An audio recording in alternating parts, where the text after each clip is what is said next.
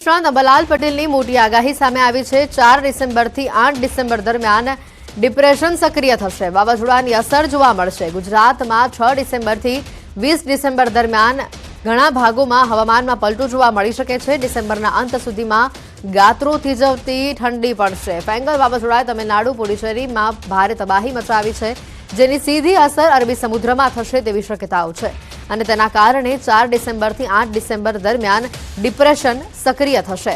આ ડિપ્રેશનનો માર્ગ ઓમાન અથવા સોમાલિયા તરફ હશે। તેના ભેજની અસર છત્તીસગઢના ભાગો, દક્ષિણ ગુજરાતના ભાગો, દક્ષિણ મહારાષ્ટ્રના ભાગોમાં જોવા મળશે, જેને જોતા આ વિસ્તારમાં હળવો વરસાદ થવાની શક્યતા રહેશે। 16 ડિસેમ્બરથી 20 ડિસેમ્બર દરમિયાન ગુજરાતના ભાગોમાં હવામાનમાં પલટો આવશે। ઠંડા પવનો ફૂંકાતા ડિસેમ્બરના અંત સુધી ગાત્રો થીજવતી ઠંડી પડવાના એંધાણ છે। બંગાળની ખાડીમાં એક સિસ્ટમ સક્રિય છે અને તેની દક્ષિણના તટો ઉપર અસર થઈ રહી છે। સાથે જ અરબી સમુદ્રમાં પણ એક સિસ્ટમ બનવા જઈ રહી છે અને ડિસેમ્બર મહિનામાં ગુજરાતમાં વાતાવરણ કેવું રહેશે, સાથે જ ઠંડીનું પ્રમાણ કેવું રહેશે તે આપણે જાણીશું। આપણી સાથે છે હવામાન નિષ્ણાંત અંબાલાલ પટેલ। કાકા, અત્યારે કાકા બંગાળની ખાડીમાં અત્યારે જે સિસ્ટમ બની છે અને ખાસ કરીને ગુજરાતમાં જોઈએ તો ઠંડીની શરૂઆત થઈ છે, પરંતુ વહેલી સવારે જ ઠંડી લાગે છે। હવે બંગાળની ખાડીની જે અસર છે અરબી સમુદ્રમાં થશે। બંગાળની ખાડીની જે અસર થઈ હતી ફેંગલ ચક્રવાત, ત્યાંની અસરના કારણે પોંડિચેરી, તામિલનાડુ વગેરે ભાગોમાં ભારે વરસાદ થયો છે। 4 થી 8 ડિસેમ્બરમાં અરબ સાગરમાં એક લો પ્રેશર થઈ શકે છે અને ડીપ ડિપ્રેશન થવાની શક્યતા રહેશે, પરંતુ ત્યાંની ગુજરાત ઉપર અસર થવાની શક્યતા। પૂરતી સમાચાર છે। જિલ્લાના ક્વાંટ તાલુકાના નળવાટ ગામે ખેડૂતો પાણી માટે સૂત્રોચ્ચાર કરી રહ્યા છે। ગામમાં જે કેનાલ છે તેમાં આજ દિવસ સુધી ખેડૂતોએ પાણી જોયું જ નથી। રામી જળાશય યોજનાની જર્જરિત કેનાલોના કારણે ખેડૂતો વર્ષોથી સિંચાઈના પાણીથી વંચિત છે। સરકાર દ્વારા 10 કરોડ રૂપિયા કેનાલો બનાવવા પાછળ ખર્ચવામાં આવે છે, પરંતુ અત્યાર સુધી ટેન્ડર પ્રક્રિયાની કામગીરી હાથ ધરાઈ નથી।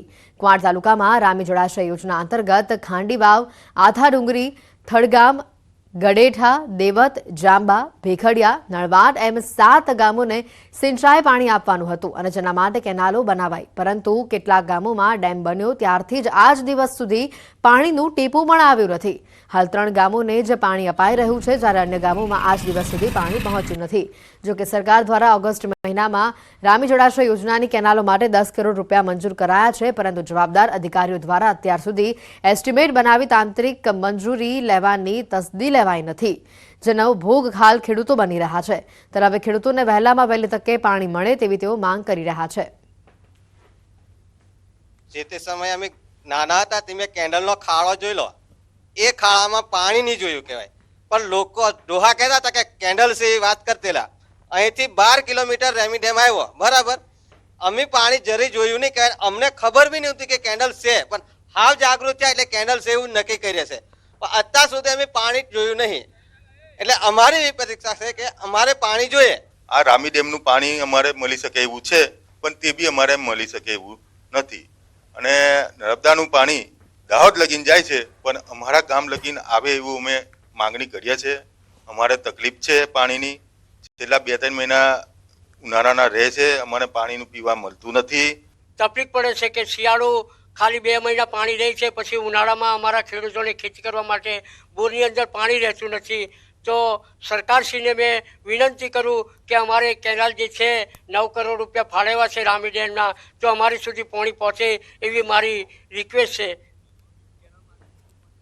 ના, નથી આવ્યું કેનાલમાં, આજ દિન પાણી નથી આવ્યું। ચોમાસાનો પાક છે, બરાબર, એ આ સાલ વરસાદ વધારે પડ્યો એના કારણે અમારો પાક બગડી ગયો કહેવાય, બરાબર। હવે ઉનાળાની ખેતી છે, હવે અમારે પાણી જતું રહ્યું કહેવાય નીચે, બરાબર। હવે અમારે 700-800 ફૂટ બોર કરાવે ત્યારે અમારે પાણી આવે કહેવાય। એટલે અમારી માંગ એવી છે કે કેનાલનું જે કામ છે, અહીંયા કેનાલ બનેલી છે કહેવાય, 12-13 કિલોમીટર રામી ડેમ આવેલું છે અને આગળ હાફિઝપુરનો ડેમ બી આવેલું છે કહેવાય। એટલે આગળ જે કેનાલ બનેલી છે એનું અહીંયા કેનાલ બનેલી છે કહેવાય, એટલે એનું પાણી અમને મળે એના માટે આ કેનાલનું કામ જલ્દીથી જલ્દી કામ ચાલુ કરે એવું અમારી ગામજનોની માંગ છે।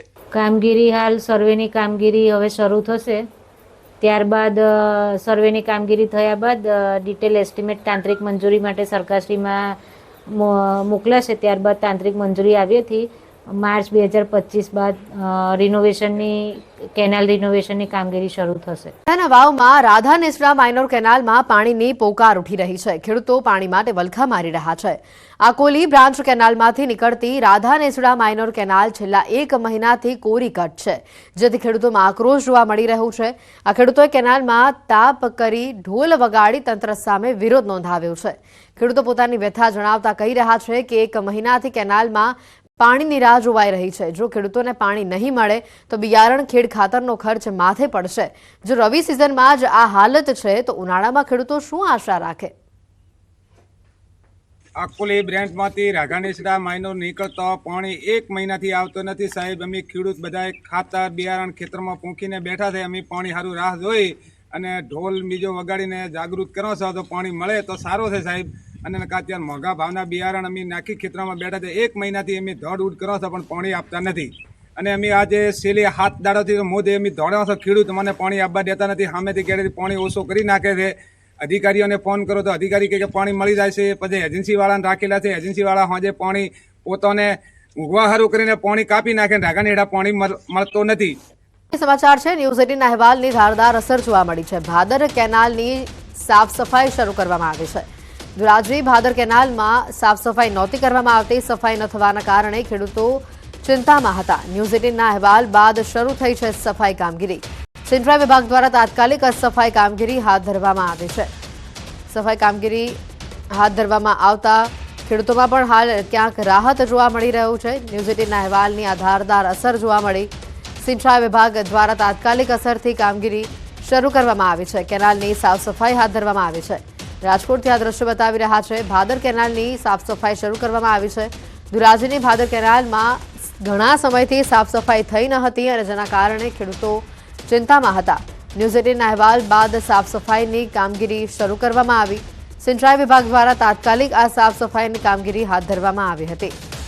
હાલ કામગીરી હાથ ધરાતા ખેડૂતો પણ ક્યાંક રાહત અનુભવી રહ્યા છે. ભાદર કેનાલની સાફ સફાઈના આ દ્રશ્યો પણ સામે આવ્યા. વધુ માહિતી મેળવીશું. સંવાદદાતા મુનાફ જોડાઈ ચૂક્યા છે. મુનાફ, જે રીતે અહીંયા સાફ સફાઈની વાત કરવામાં આવે, ઘણા લાંબા સમયથી ખેડૂતોની આ માંગ હતી અને આખરે ન્યૂઝ 18ના અહેવાલ બાદ તંત્ર જાગ્યું અને સાફ સફાઈની કામગીરી શરૂ કરવામાં આવી. બિલકુલ ચોક્કસ સીધી વાત કરવામાં આવે. ધોરાજીના જે બાદલ કેનાલ છે તે બિસ્માર હાલતમાંથી સફાઈનો અભાવ હતો તેને લઈને રાજકોટ જિલ્લાની મોટી બાદલની કેનાલની સફાઈ થઈ નહીં, ખેડૂત પોતે ખેતર સુધી સિંચાઈનું પાણી પહોંચે નહીં તેવી મૂંઝવણમાં મુકાયા હતા. તેને લઈને કેનાલની સફાઈનો અભાવ જોવા મળ્યો હતો. તે લઈને ન્યૂઝ 18ની ટીમ રિયાલિટી ચેક કરવા માટે પહોંચી અને બિસ્માર હાલતમાં જોવા મળી હતી કેનાલ.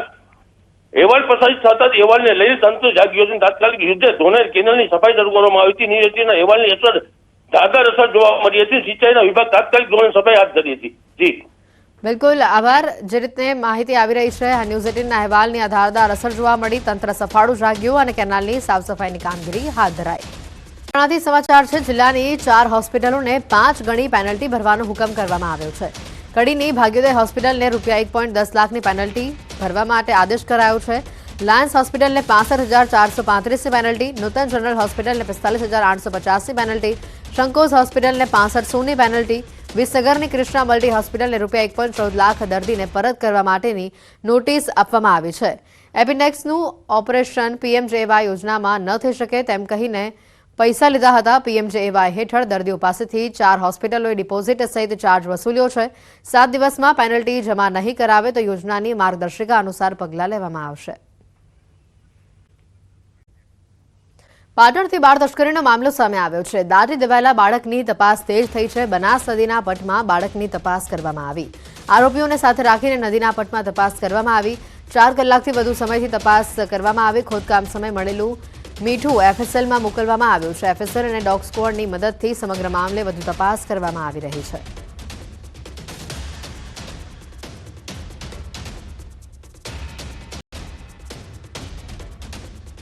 બાળ તસ્કરી કાંડમાં સુરેશ ઠાકોર, શિલ્પા ઠાકોર તેમજ રૂપસી ઠાકોરની અટકાયત બાદ સમગ્ર ઘટનામાં વધુ 2 આરોપીઓને પકડવામાં આવે છે તે આડેસરથી.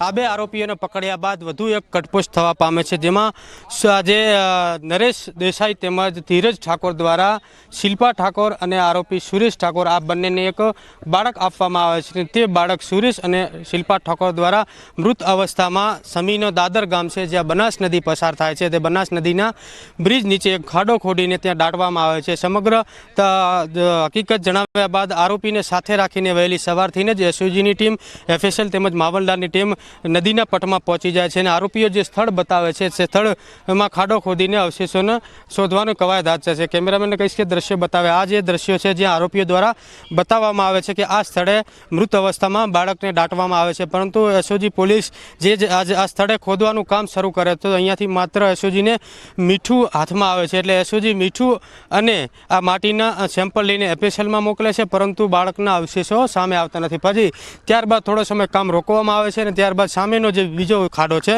તે ખાડો ખોદવામાં એસઓજી પોલીસ શરૂ કરે છે, પરંતુ આ ખાડામાંથીને પણ એસઓજીને કશું જ હાથ લાગતો નથી. એટલે ત્યારબાદ એસઓજી પોલીસ દ્વારા ડોગ સ્કોડની મદદ લેવામાં આવે છે. ડોગ સ્કોડ પણ અહીંયા આવે છે.